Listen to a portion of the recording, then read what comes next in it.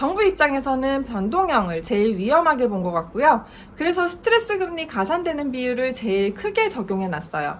이 말은 내가 변동형으로 대출을 진행했을 때 내 대출 금리에서 가산되는 스트레스 금리가 변동형이 제일 많기 때문에 주기형이나 혼합형을 선택했을 때보다 대출 한도가 줄어든다고 보시면 됩니다. 안녕하세요. 여러분의 이자를 아껴드리는 매달 30억 대출받는 여자입니다. 지난 영상에서 스트레스 DSR 2단계가 9월달로 미뤄진 부분에 대해서 설명드렸는데요. 이번 영상에서는 스트레스 DSR 2단계 시행이 9월달로 미뤄지면서 우리가 미리 대처할 수 있는 건 어떤 부분이 있는지, 현재 스트레스 1단계 시행 중인데 어떻게 하면 내가 현명하게 대출을 잘 받을 수 있을지 설명드리겠습니다. DSR이라는 건 대출을 받는 사람이 이 돈을 얼마나 잘 갚을 수 있을지, 능력이 되는지를 확인하는 지표입니다. 최근에 연체율이 많아지다 보니 기존에 책정했던 DSR이 더 조이기 위해서 만들어 놓은 게 스트레스 DSR인데요. 대출을 더 조금만 해주겠다는 겁니다. 그럼 이걸 어떤 기준으로 줄이겠다는 거냐? 이걸 고객님들이 자주 물어보시더라고요. 스트레스 DSR은 내가 실제로 대출을 받는 금리보다 더 높게 계산해서 대출 한도를 계산하겠다는 건데요. 금리가 올라가면 내가 은행에 내야 되는 이자가 그만큼 많아지는 거잖아요. 그렇기 때문에 금리를 인위적으로 높게 계산하면 그만큼 내가 받을 수 있는 대출 금액이 줄어드는 겁니다. 이 스트레스 금리를 시행하면서 막바로 100% 다 적용을 하면 대출 한도가 갑자기 많이 줄어들어서 집을 사려고 했던 분들이 계획에 차질이 생길 수도 있기 때문에 정부에서 1, 2, 3단계로 나눠서 시행을 하기로 했었고요. 지금은 1단계가 시행 중이었는데요. 1단계는 스트레스 금리를 25%만 적용하고 있고 1금융권 주택담보대출에 대해서만 적용을 받고 있습니다. 1금융권 은행은 DSR을 40%까지 적용하고 있는데 2금융권 보험사라든지 새마을금고, 지역농협 이런 곳들은 DSR 50%까지 적용을 받고 있고요. 이번 7월부터는 이러한 2금융권들까지 스트레스 DSR을 적용하려고 했어서 미리미리 대출을 알아보신 분들이 계셨어요.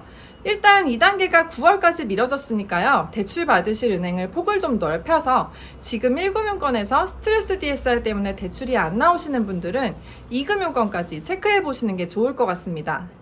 이제 2단계가 9월달에 시행이 되면 2금융권에서도 어려워질 수 있기 때문에 미리 확인하시는 게 좋을 것 같고요.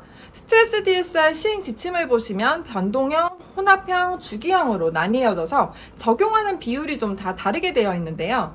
우리가 주택담보대출을 받을 때 선택을 하시는 부분 중에 하나가 5년 고정금리인지 아니면 3개월 변동, 6개월 변동 이런 부분이에요.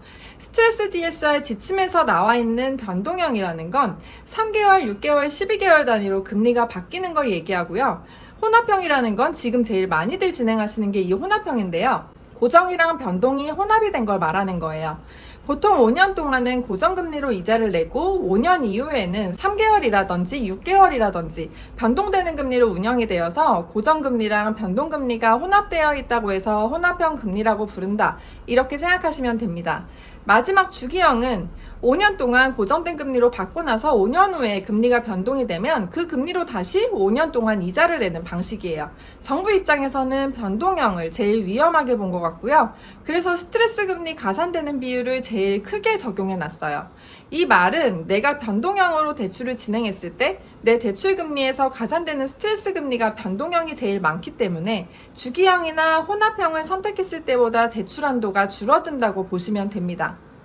혼합형은 5년만 고정이고 나머지는 변동이기 때문에 주기형보다는 스트레스 금리가 더 높고요.